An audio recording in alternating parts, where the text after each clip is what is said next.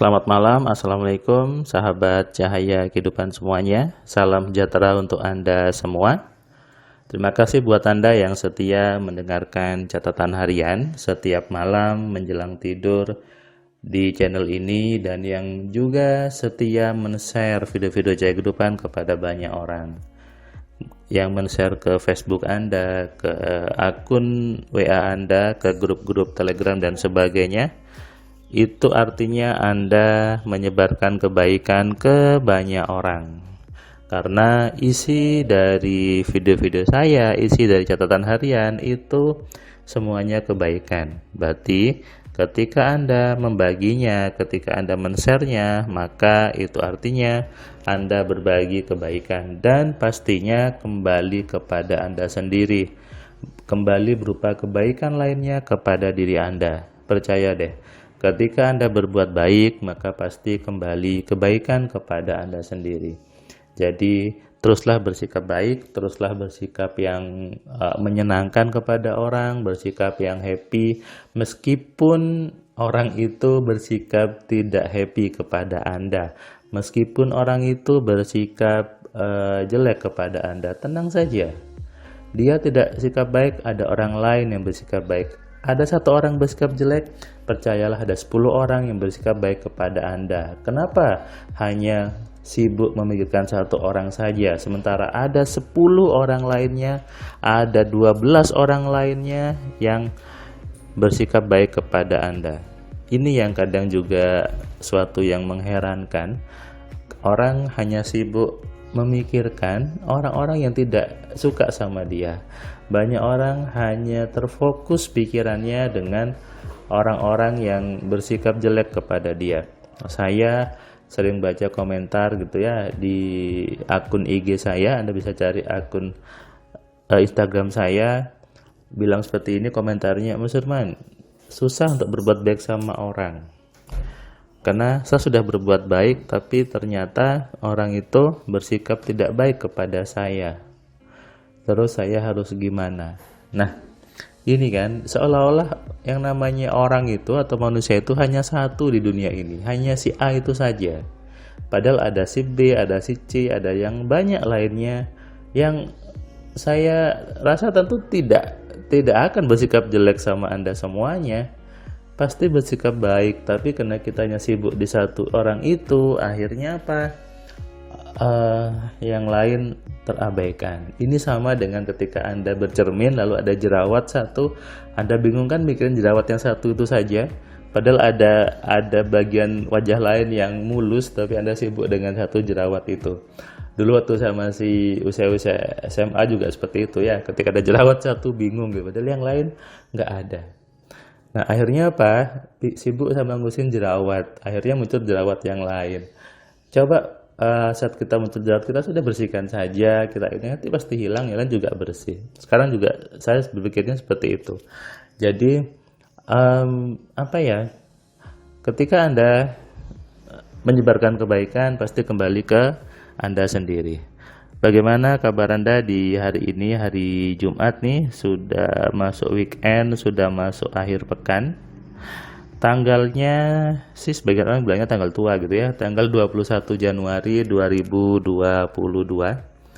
Ketika tanggal puluhan ini, itu bagi sebagian orang ya, bagi saya sih tidak, bagi sebagian orang nyebutnya tanggal tua karena gajiannya tanggal 25 atau tanggal 1. Saya di kantor juga gajiannya tanggal 25 gitu ya, di kantor tanggal 25, di kampus juga tanggal 25, 26 sih.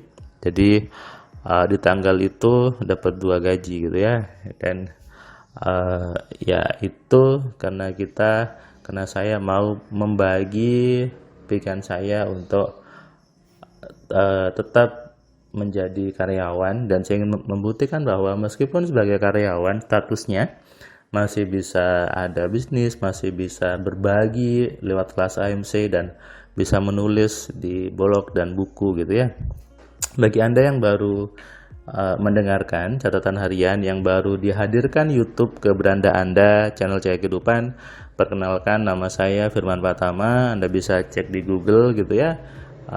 Saya membuat YouTube ini, saya menulis buku tentang pikiran, ada 10 keajaiban pikiran, ada buku Alpha Telepati yang itu bukunya saya desain untuk menjadi metode dalam mempengaruhi pikiran orang meskipun tidak ketemu. Lalu ada buku Kitab 11 Sugesti, itu berisi tentang bagaimana mengisi gitu ya, memberikan makanan kepada pikiran Anda, bagaimana mengisi pikiran Anda dengan sugesti-sugesti yang benar, sugesti-sugesti yang positif sebetulnya. Lalu ada juga buku Instant Hypnosis. Ini membuka wawasan Anda bahwa yang namanya gendam, hipnotis itu sebetulnya bermain berkomunikasi. Hal yang mudah selama ini dianggap susah, dianggap pakai mistis dan sebagainya, ternyata semuanya hasil dari pikiran kita sendiri. Hari ini tadi saya memberikan kelas Platinum AMC hari pertama ke seorang pejabat dari Wonogiri gitu ya, seorang pejabat pemerintah di sana.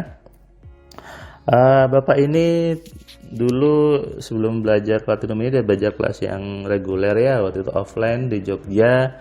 Dia waktu itu tanda kutip masih belum pejabat, setelah belajar menerapkan sudah kemudian jadi pejabat. Bisnisnya juga bagus. Dia meniru saya, dia seorang tanda kutip pegawai negeri sipil tapi juga punya bisnis, dan alhamdulillah bisnisnya bagus. Tadi ketika dia cerita bahwa bisnisnya bagus, dia sudah bisa omsetnya sudah cukup besar gitu ya, sudah ini, dan dia sudah bisa menyewa tempat lagi. Dia mengatakan bahwa ternyata dengan menerapkan AMC memang hidupnya jadi penuh keajaiban, dan itu bukan hanya untuk dia tapi juga untuk anaknya, untuk istrinya. Dan tadi ketika dia belajar ini, saya tadi belajarnya cukup exciting gitu ya, banyak tertawanya, banyak lucunya gitu ya, karena bapak ini cerita saya pun menanggapi dan ya penuh dengan happy. Lalu tadi belajar Platinum hari pertama dia kaget, oh ternyata dibedah jadi seperti ini ya gitu. Ternyata ketika diperdalam lagi, dibedah lagi lebih dalam, ternyata ini menjadi sebuah pemahaman yang holistik. Dia bilang pemahaman yang menyeluruh tentang manusia itu harus gimana. Selama ini tidak diajarkan oleh orang-orang katanya. Di buku tidak ada, sekolah tidak ada, di tempat ibadah tidak ada. Dia pun ketawa, wah ini ilmu rahasia ini harusnya mas. Makanya saya, iya kan memang rahasia pak, hanya bapak kan sama saya dan hanya orang-orang pilihan yang memang ditarik untuk belajar kelas platinumnya.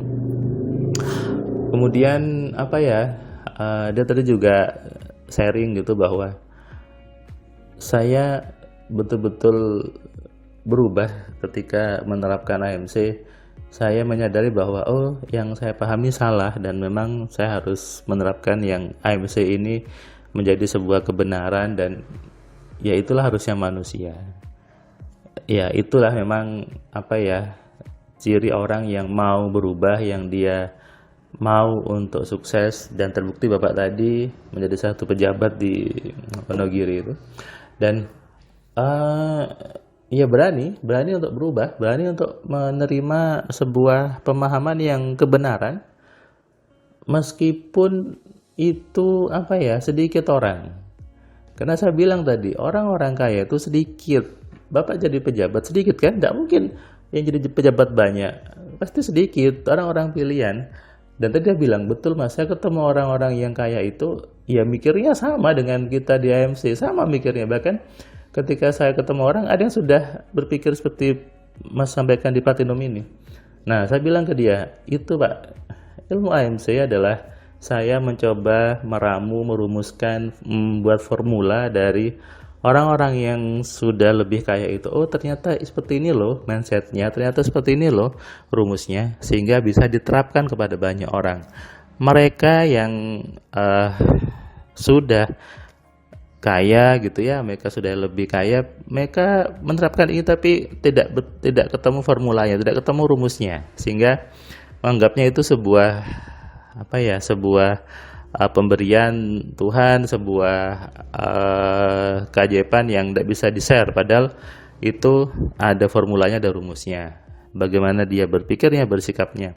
Dia mungkin dapat didikan dari orang tuanya, dari lingkungannya, sehingga terbentuk mindset yang sudah kaya. Lalu bagaimana dengan orang-orang yang dia lahir dari keluarga yang tidak kaya? Nggak tahu kan? Nah, itulah kenapa saya buat AMC, saya buat kelas platinumnya.